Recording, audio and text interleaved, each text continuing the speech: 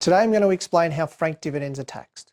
Now it seems complicated and it's widely misunderstood, but it's actually very simple once you get your head around the concept.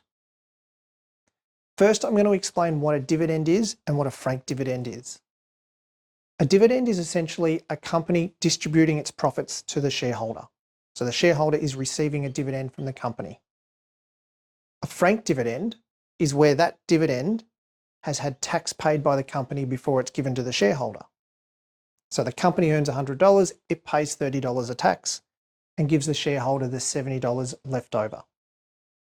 An unfranked dividend is where those profits have not been taxed. So the shareholder in this case would be getting the full $100.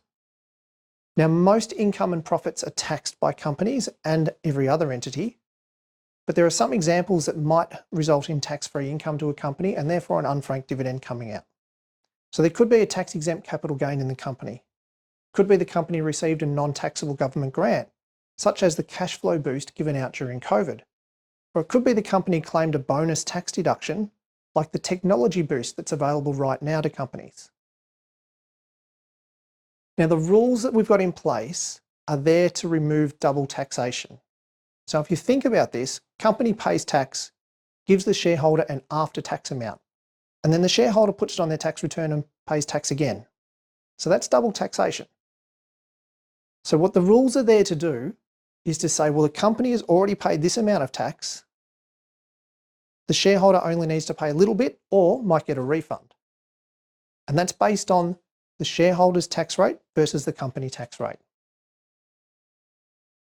Now I'm going to go through a little example. So back to the company earning $100, paying $30 of tax and having $70 left over. Let's imagine you as a shareholder, you're a high income earner on the top tax rate, 45%. And we're going to ignore Medicare levy and everything else for these examples. As a shareholder, if you earned that $100 directly, you would pay $45 of tax and have $55 in your pocket left over.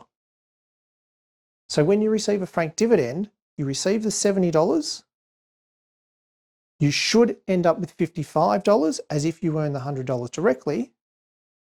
So you pay 15%. So the rules essentially go $100 of income, company pays 30, you pay 15 to get to the total 45% tax that you as an individual would pay on ordinary income. Now, if you think of an individual on a low tax threshold, or even on the 0% rate because they're under the tax-free threshold, they get the $70. On the $100, if they earn that personally, they would pay no tax. So they get a refund of the full $30. So they end up with $100 in their pocket. So essentially what's happening here is we're treating the company tax as an interim tax. What matters is your personal tax rate. So it's as if you're earning the $100 gross income directly, how much tax would you as an individual pay?